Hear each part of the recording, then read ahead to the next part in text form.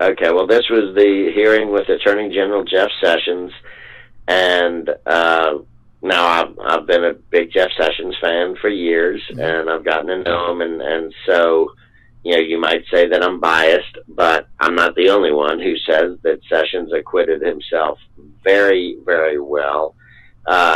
He made it just patently obvious that the idea of him being involved with collusion with the Russians, personally, it's crazy.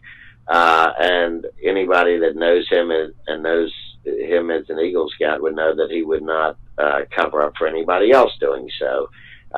He made very clear the sequence of events, and I thought he did great.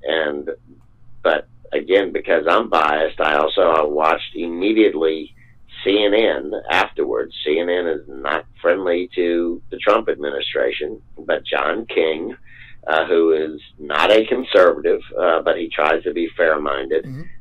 John King immediately said the same thing. He said Jeff Sessions helped himself a lot today. Jeff Sessions came across very well, and I agree with John King. And this doesn't put the Russian investigation to rest, but it should put to rest any idea that Jeff Sessions should be a central focus of this, or even a focus of it at all. They can move on from Jeff Sessions and start looking at former campaign manager Paul Manafort and people like that. What bothered me about it, and I wrote a column about it afterwards, but basically what bothered me about the hearing was his invocation of the executive privilege for Donald Trump in an indirect, implicit way. And I think that's really pathetic. I view that as a cover-up because... Yeah, go on. Okay, go on. I'll let you finish. Okay. Well, no. Yeah, I view that as a cover-up because, you know, the fact is that, you know, he knew that he would be testifying. The Trump people knew that he would be testifying. I understand that, you know, he wants to afford Donald Trump every opportunity to answer each question or to invoke privilege.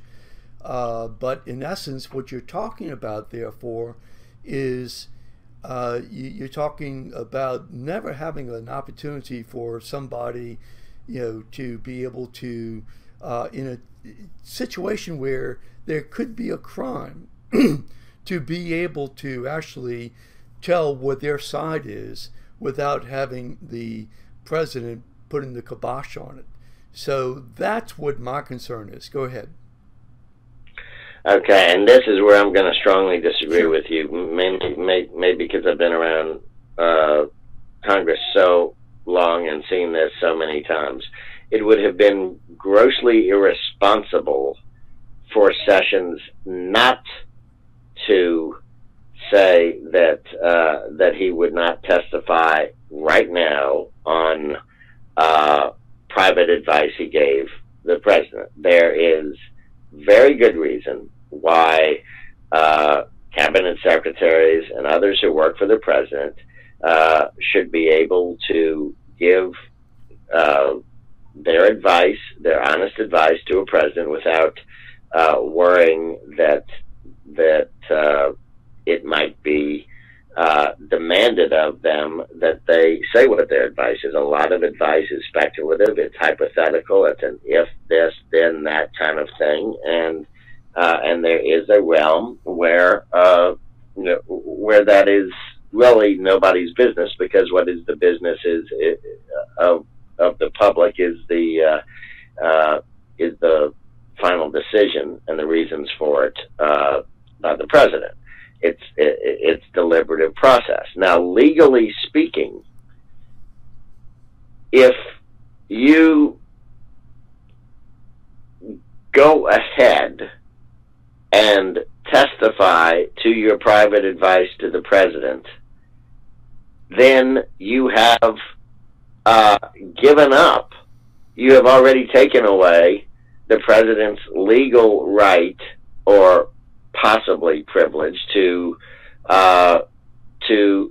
invoke executive privilege.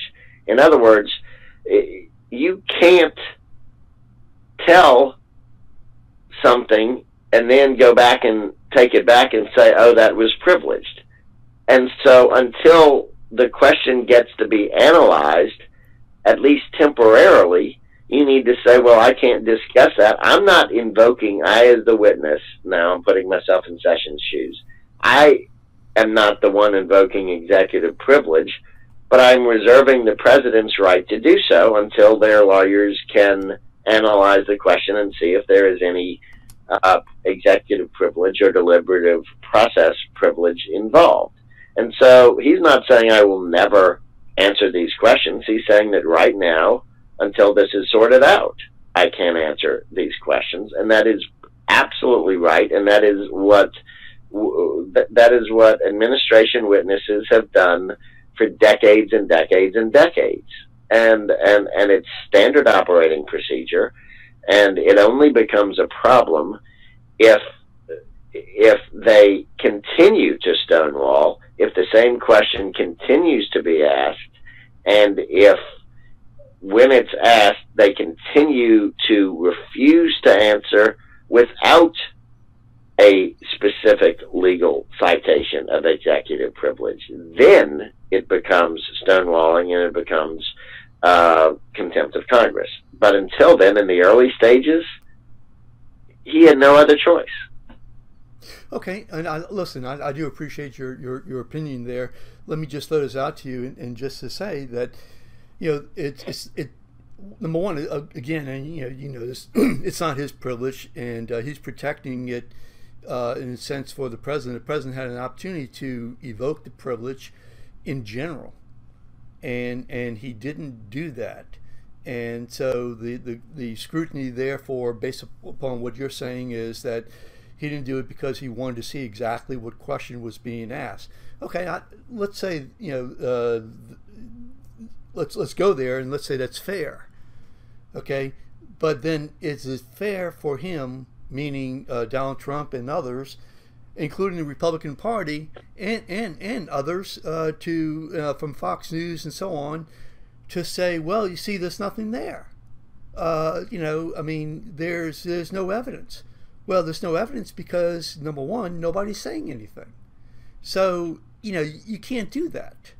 That's not fair. And so that demeans the whole system when you do those kind of things. I mean, so anyway, that's my response.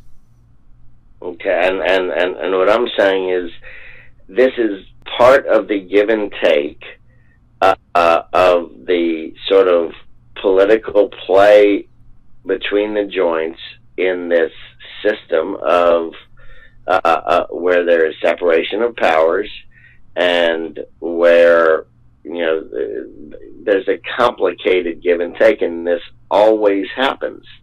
The first time somebody says, I am just reserving the president's right to look into this, or his counsel's right to look into this to see if there should be a privilege claim, there's nothing wrong with that. Now, if it persists, then your point is well taken.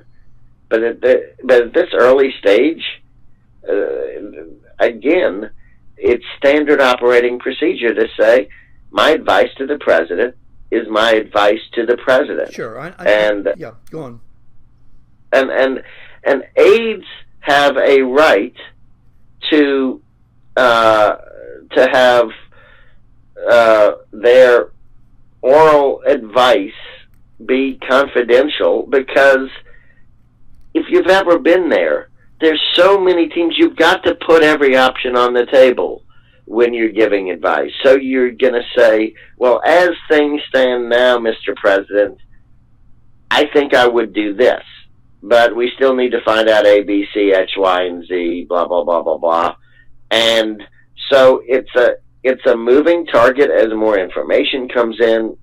And all of those discussions, if you just take one little snapshot, it can make it look like you're advocating something that was hypothetical or temporary.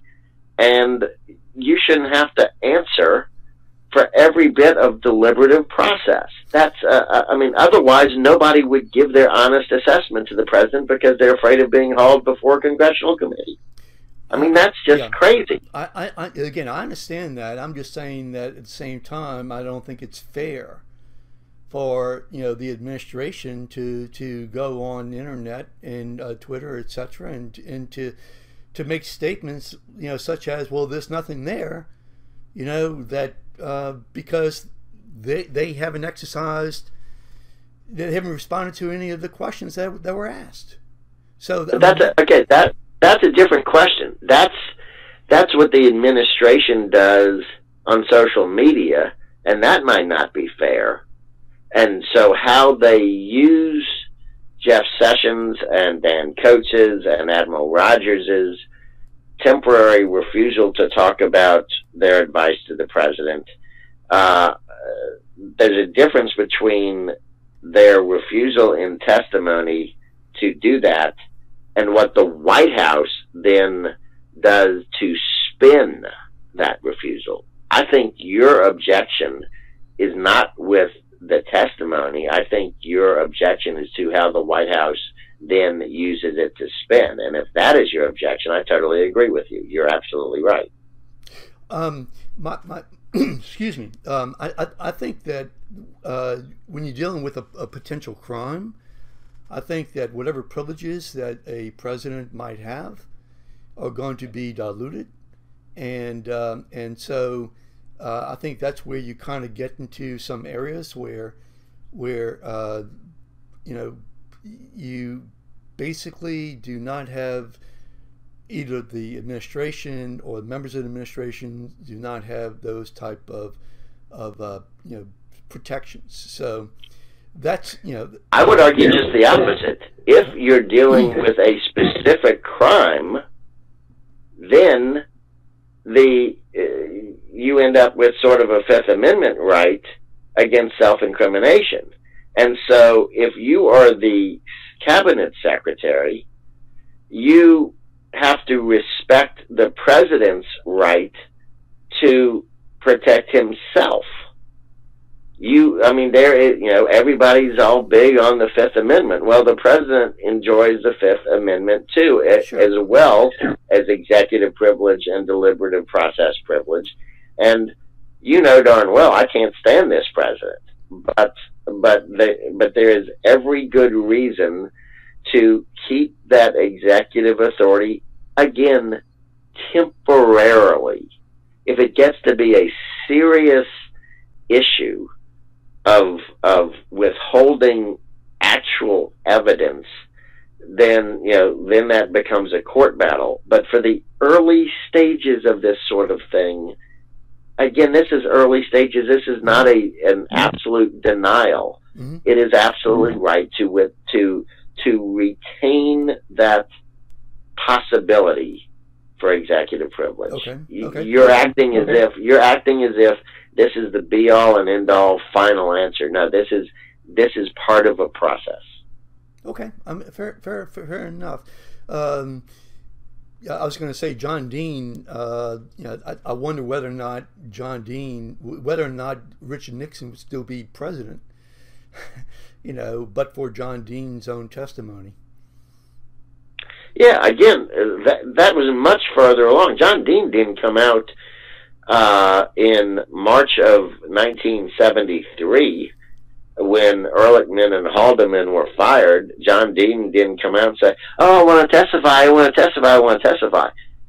It was many, many months later, after lots of give and take and back and forth, and after lots of evidence further came along that indicated there might be serious obstruction of justice. That's my point. Okay. Is this is early in the game, and when it's early in the game, you don't give up the ghost. Okay. Well, again, I thank you for that point.